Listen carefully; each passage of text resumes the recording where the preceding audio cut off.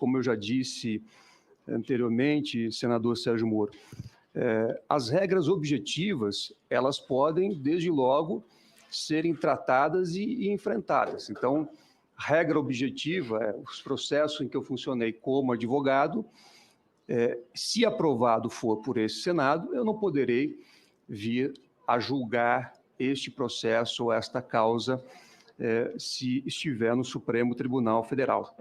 Por outro lado, questões futuras, processos futuros, evidentemente que é necessário, para aquilatar ou não uma hipótese de impedimento ou suspeição, analisar os autos, analisar quem são as partes, analisar qual é o conteúdo, até porque eu não acredito que o simples fato de colocar uma etiqueta no processo, indicar um nome Lava Jato, isso possa ser um critério a ser utilizado do ponto de vista jurídico para aquilatar a suspeição e o impedimento. Com a palavra o senador Sérgio Fernando Moro. Cumprimentar a mesa, cumprimentar o senador veneziano pelo relatório, o senador Jacques Wagner, presidente Davi Alcolumbre. Só registrar, antes de começar aqui a inquirição, essa semana nós tivemos um outro ataque às escolas, dessa vez no Paraná, meu estado. Ontem eu liberei um projeto, que é da relatoria do senador Efraim, para melhorar a tipificação desse tipo de crime e, inclusive, também aumentar penas para apologia e incitação a esse tipo de crime, além de criminalizar atos preparatórios. Falei com o senador Alcolumbre sobre a sensibilidade da matéria para nós tentarmos conseguir votar na CCJ ainda antes do recesso parlamentar e fui bem acolhido a minha sugestão, então registro aqui o meu agradecimento. Eu quero aqui fazer só uma breve ponderação. Eu tenho dito desde a campanha eleitoral que serei, como senador, uma das funções principais é fazer essa sabatina do indicado ao Supremo Tribunal Federal. E acho que o indicado tem que ser sabatinado rigorosamente. Quem quer que fosse o presidente, isso eu já dizia durante a campanha eleitoral do ano passado, e quem quer que fosse o indicado. Então, eu preparei uma série de perguntas aqui, bastante técnicas, e alguns esclarecimentos sobre o histórico de Vossa Excelência, mas quero dizer aqui que faria da mesma maneira qualquer que fosse o indicado, qualquer que fosse o presidente. Não existe nenhuma questão pessoal, eu respeito o seu trabalho como advogado, Lava Jato, que foi um trabalho profissional, assim como eu fiz o meu trabalho como juiz, como profissional, não existe aí nenhuma questão pessoal envolvida, mas é nosso dever fazer uma sabatina com questões que às vezes podem ser difíceis. Como foi colocado aqui pelo senador Alessandro, existe uma preocupação em relação a Vossa Excelência pela proximidade com o presidente da República. Pelo fato de que o Supremo Tribunal Federal é um órgão que tem que ser independente, é uma instituição que tem que ser independente do Poder Executivo. Nessa linha, a minha primeira indagação a Vossa Excelência seria pedir que Vossa Excelência fizesse um pouco mais detalhado em relação às relações com o presidente Lula. Nós sabemos o seu trabalho como advogado particular, mas, para além disso, gostaria de ouvi-lo sobre seu eventual relacionamento pessoal, tanto de Vossa Excelência como de seus parentes com o presidente Lula e seus parentes. Eu li, por exemplo, vi na internet, não sei se é procedente ou não essa afirmação, que Vossa Excelência teria sido padrinho de casamento, do recente casamento do presidente. Não sei se é verdade ou não, e se não for, eu peço até minhas escusas, mas é importante para nós aqui do Senado termos presente essa relação, se ela vai além da atuação como advogado particular. Há uma informação pública também, em relação a Vossa Excelência, que Vossa Excelência teria sido contratado por alguns outros investigados na Operação Lava Jato, sem qualquer problema em relação a isso, algo legítimo, por exemplo, para a revisão do acordo da JBS e da JF. Não sei se procede ou não essa afirmação que vi no jornal. Gostaria que Vossa Excelência confirmasse ou não essa contratação. E existe uma arguição, uma DPF no Supremo Tribunal Federal, no qual se busca a revisão de vários acordos de empresas que atuaram na Operação Lava Jato. Nessa linha, a minha indagação seria se nesse seria um caso que o senhor se daria por impedido ou por suspeito de atuação, tendo em vista a sua contratação, se é esse realmente o caso, para a revisão de acordo de alguma dessas empresas.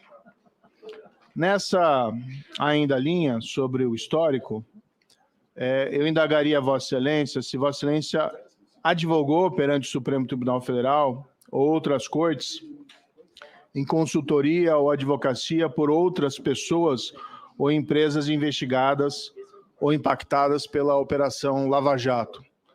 Aqui não é uma questão de curiosidade, mas apenas para que possa, em seguida, responder sobre a questão de impedimentos e suspeição, para nós termos melhor presente em que causas Vossa Excelência se daria eventualmente por impedido ou suspeito no âmbito do Supremo Tribunal Federal. Não estou aqui questionando a sua advocacia de forma nenhuma, também respeito enormemente a advocacia, tenho minha carteira de advogado, mas esses são dados importantes para a nossa deliberação. Vossa Excelência, na Operação Lava Jato, Vossa Excelência defendeu, por exemplo, a incompetência da vara lá de Curitiba e várias outras questões relacionadas a esses processos, nulidades, incompetência, enfim. A minha indagação aqui, e não é relativa a esses temas específicos, mas em processos no Supremo Tribunal Federal, se Vossa Excelência se daria por impedido ou suspeito, caso as mesmas questões fossem suscitadas por outras partes em processos no STF, por exemplo, relacionados à incompetência. No livro de Vossa Excelência, Lawfare, eu acabei lendo esse livro, Vossa Excelência chega a fazer afirmações de que o processo relacionado ao ex-presidente Lula teria objetivos políticos e geopolíticos ligados à descoberta e exploração do petróleo na camada pré-sal. Eu não quero aqui questionar essa afirmação, mas indagá-lo o seguinte, diante desse seu juízo de valor, do juízo de valor de Vossa Excelência em relação a esses objetivos da Operação Lava Jato, se Vossa Excelência se afastaria no Supremo Tribunal Federal de qualquer causa relacionada à Operação Lava Jato. Mais uma vez, eu até esclareço aqui, e eu tenho dito isso para os meus colegas, eu não vim ao Senado para discutir a Operação Lava Jato. E aqui também não estou lhe fazendo essas questões para questionar esse seu entendimento, que eu respeito, divirjo, mas respeito, mas apenas para saber, indagá-lo se Vossa Excelência se afastaria desses casos no Supremo Tribunal Federal.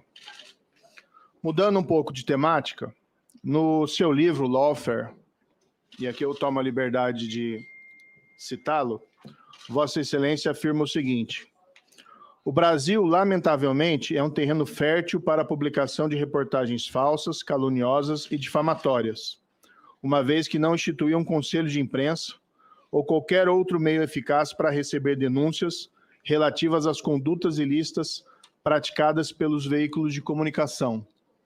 Eu queria pedir a Vossa Excelência que esclarecesse esse trecho, esse livro acho que foi escrito já faz algum tempo, e se Vossa Excelência ainda entende pertinente a instauração de alguma espécie de controle da imprensa através da instituição de um órgão como um conselho de imprensa.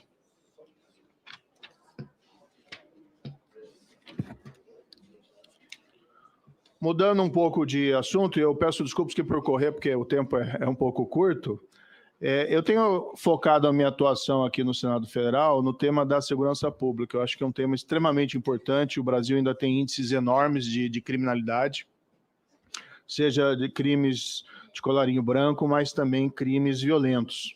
E nós temos visto, a sociedade tem visto recentemente, doutor Cristiano, algumas decisões judiciais que têm gerado uma certa celeuma, especialmente envolvendo buscas pessoais. Existe um entendimento, por exemplo, do Superior Tribunal de Justiça, de que guardas municipais não podem fazer buscas pessoais.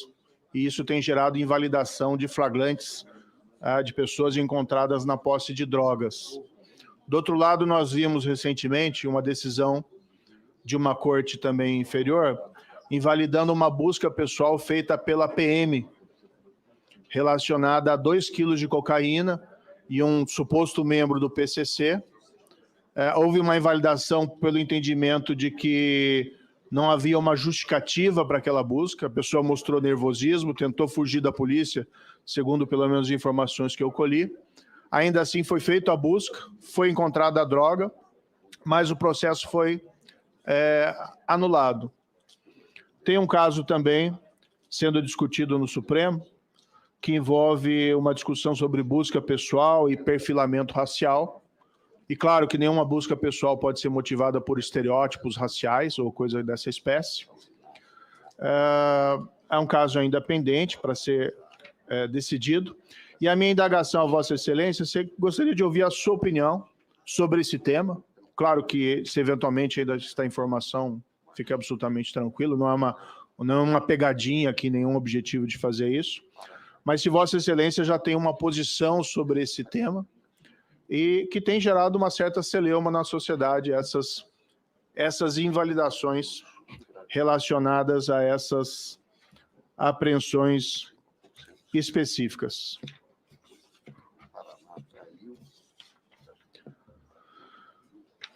Ainda nessa linha, e um tema também que tem sido discutido, gostaria de ouvir a sua opinião sobre...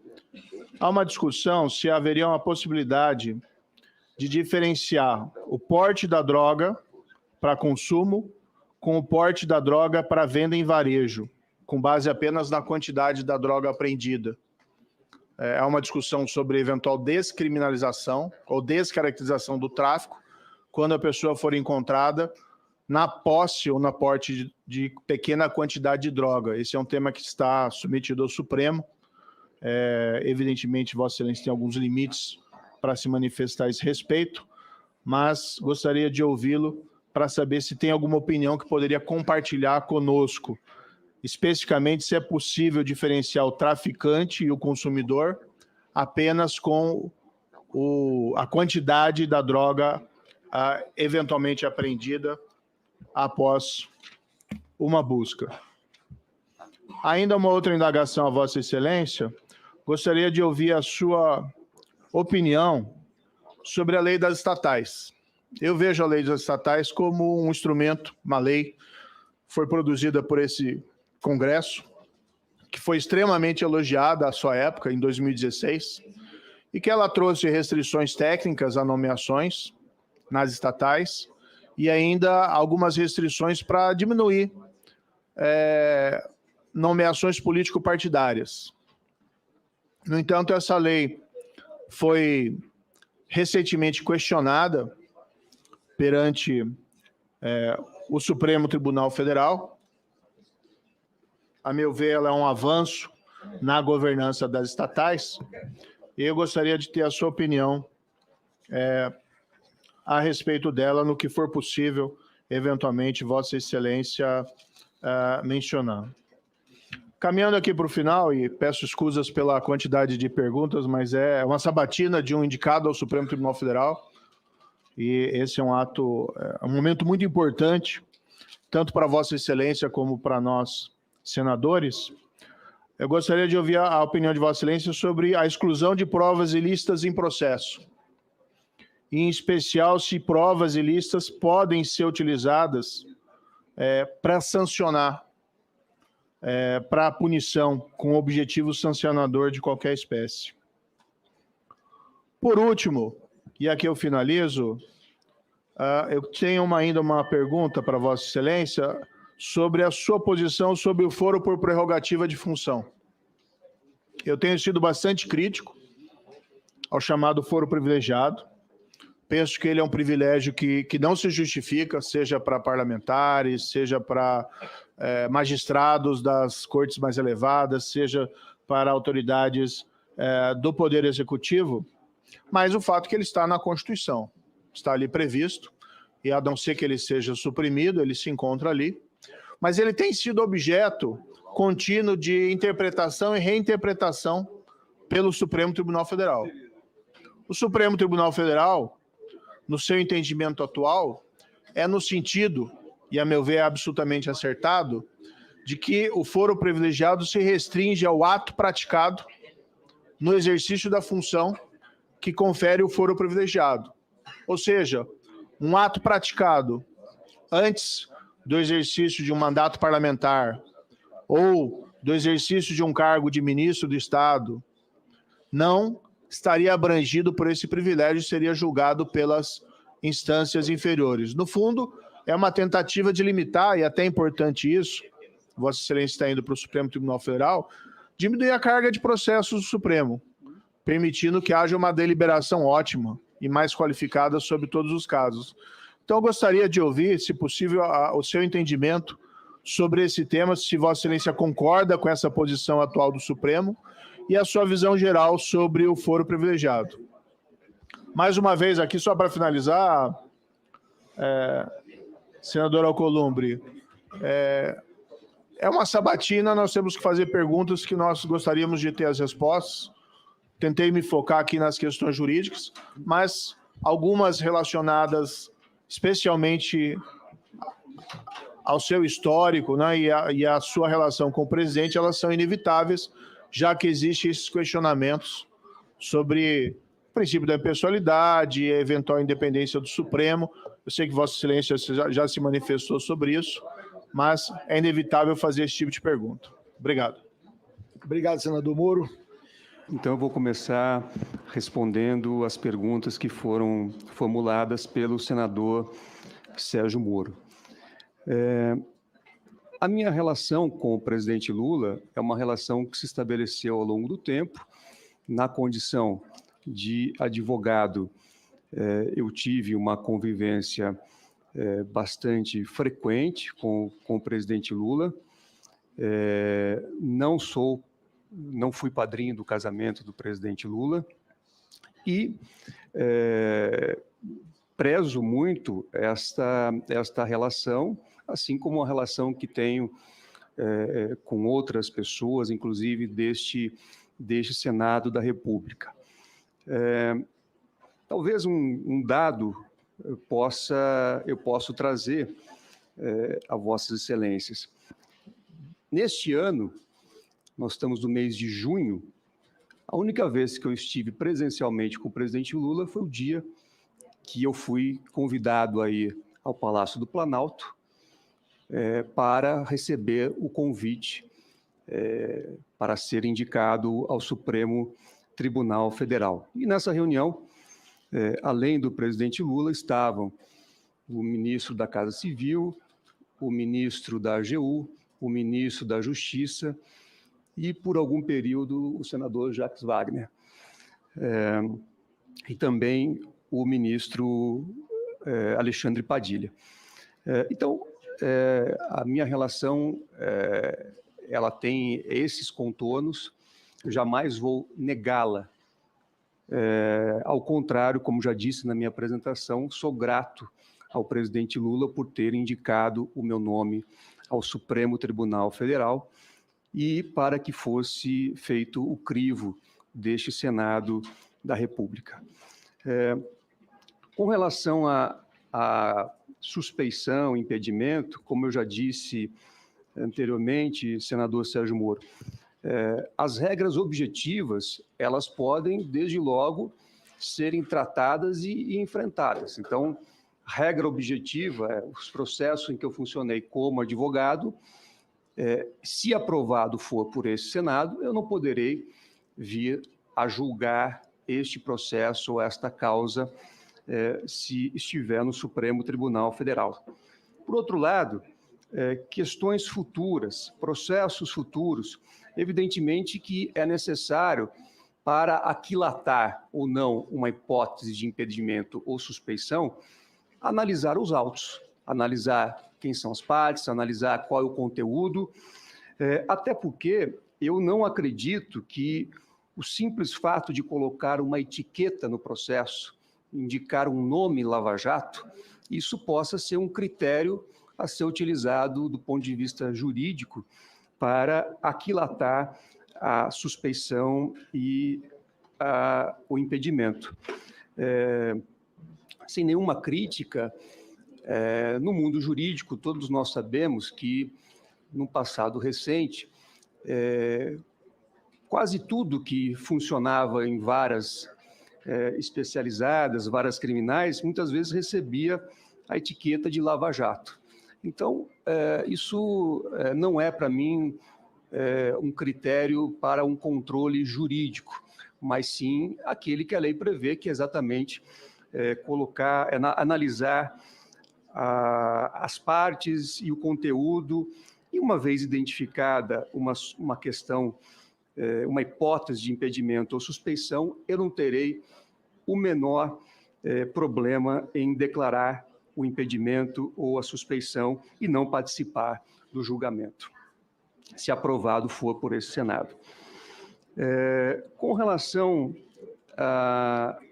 ao livro que Vossa Excelência trouxe questionamentos, de fato, ali há uma análise do caso, né, do presidente Luiz Inácio Lula da Silva, mas também, e sobretudo, o livro busca traçar perspectivas teóricas sobre o fenômeno chamado lawfare. Então, não na essência, um livro que trata de um caso concreto, mas sim um livro que buscou, ainda que de uma forma preliminar, discutir esse conceito do lawfare, que foi um conceito que eu e minha sócia, esposa Valesca, apresentamos ao país em 2016 e depois acabamos escrevendo esse livro justamente para colocar os contornos conceituais daquilo que entendíamos ser o lawfare. E ali descrevemos as técnicas, as táticas, para que as pessoas pudessem compreender o raciocínio que nós estávamos apresentando publicamente e também pudessem aferir, né, casos de lawfare no Brasil e também ao redor do mundo. Então, a obra é uma obra conceitual e que não pode, na minha visão, gerar, em princípio, qualquer impedimento ou suspeição. Com relação ao trecho sobre imprensa, eu queria dizer que, e como já disse na minha exposição inicial, que eu defendo de forma veemente a liberdade de imprensa. Defendo a liberdade de imprensa como um direito fundamental, inclusive, daquele que tem o direito de ser informado. Na minha carreira, na minha atuação profissional, inclusive, tive a oportunidade, em diversas ocasiões, de defender a liberdade de imprensa nos tribunais, de defender empresas e jornalistas que, por algum motivo, estavam tendo a sua atividade profissional cerceada. Então, a minha trajetória é de defesa da liberdade de imprensa e assim penso, até porque nós temos aqui uma situação consolidada e que, claro, deve sempre ser aprimorada. A referência a conselho de imprensa, senador, na verdade, nesse trecho do livro, o que se buscou fazer foi uma análise comparativa com leis de outros países, nesse caso em particular com a legislação inglesa, que disciplina a questão da prova, da utilização da prova na mídia durante o processo. Então, não defendemos ali um modelo, mas sim colocamos em discussão algumas ideias a partir da experiência internacional, a partir da legislação internacional, consignando que eu sou contra a importação de legislação internacional sem nenhum espírito crítico. Eu acho que o Brasil tem a sua realidade, e essa realidade deve ser levada em consideração, evidentemente. Mas aí, esse é o papel relevante, né, que este Senado da República faz em prol da sociedade, que é editar as leis assim que haja uma necessidade, uma demanda da sociedade. Com relação à questão de drogas, e Vossa Excelência citou uma situação concreta que envolvia um guarda civil, a minha visão, senador, é que a lei deve definir a atribuição do agente público. Então, o que é preciso ver, sempre no caso concreto, é se o agente público tem atribuição legal para realizar o ato de persecução, para realizar o ato que leva, por exemplo, à apreensão de drogas. Então, não é uma questão de ser favorável ou não ao combate às drogas. Eu acho que a minha visão, efetivamente, é que a droga é um mal que precisa ser combatido. E, por isso, esse Senado tem, inclusive, aprimorado a legislação com esse objetivo, acredito, de promover o combate às drogas e aos temas que estão relacionados. Então, a única observação que eu faço dentro do Estado de Direito, os agentes públicos precisam ter as suas atribuições definidas em lei, sobretudo quando realizam atos de persecução. O Estado não pode adotar a regra do vale tudo, né? O Estado tem um poder enorme e esse poder deve ser contido sempre que usado fora daquilo que prevê a lei ou usado com abuso.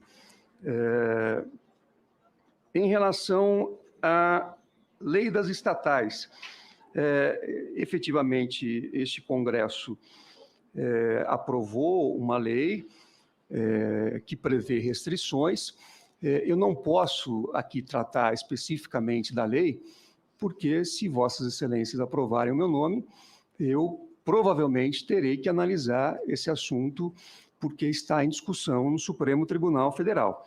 Agora, eu posso dizer, em tese, e isso é pacífico na doutrina, que as restrições a direitos subjetivos, elas sempre precisam estar acompanhadas de alguns requisitos, em especial a necessidade, né, e a adequação, a proporcionalidade em relação à proibição que está sendo estabelecida. Quer dizer, é razoável que se estabeleça determinada proibição para uma situação concreta? Então, esses requisitos não são meus, são requisitos da doutrina, e que, quando existe a imposição de uma restrição, é possível que haja, em tese, o questionamento nessa perspectiva de verificar a adequação e a proporcionalidade. E é um entendimento já bastante pacificado na doutrina, acredito eu. Em relação ao uso de provas ilícitas no processo, para promover atos de persecução, para acusar alguém. Também aqui temos uma visão na doutrina que, de um lado, há autores, há juristas que entendem que a prova ilícita só pode ser usada como meio de defesa, ela pode ser usada, mas exclusivamente como meio de defesa, e há uma outra corrente que entende que se a prova ilícita, mesmo com esse caráter, ela aponta uma determinada conduta ilícita do Estado, ela pode ser usada também para punição do agente. Reconheço, salvo o melhor engano, que prevalece a primeira corrente, mas existem essas duas correntes que disciplinam, enfim, essa questão do uso da prova ilícita no processo. A questão do foro por prerrogativa de função, efetivamente, é um assunto que está disciplinado na Constituição, é um assunto que vem sendo também analisado pelo Supremo Tribunal Federal, que, no seu mais recente pronunciamento, de fato, restringiu a prerrogativa do foro para os crimes hipoteticamente cometidos no exercício da função do agente público. Então, eu acho que é uma situação também que está consolidada, não posso e não deveria analisar um julgamento que já ocorreu no Supremo Tribunal Federal. Por outro lado, eventuais mudanças também podem ser realizadas pela via do Congresso Nacional, pela via da emenda constitucional, da proposta de emenda constitucional. Então, acredito ter respondido os questionamentos do senador Sérgio Moro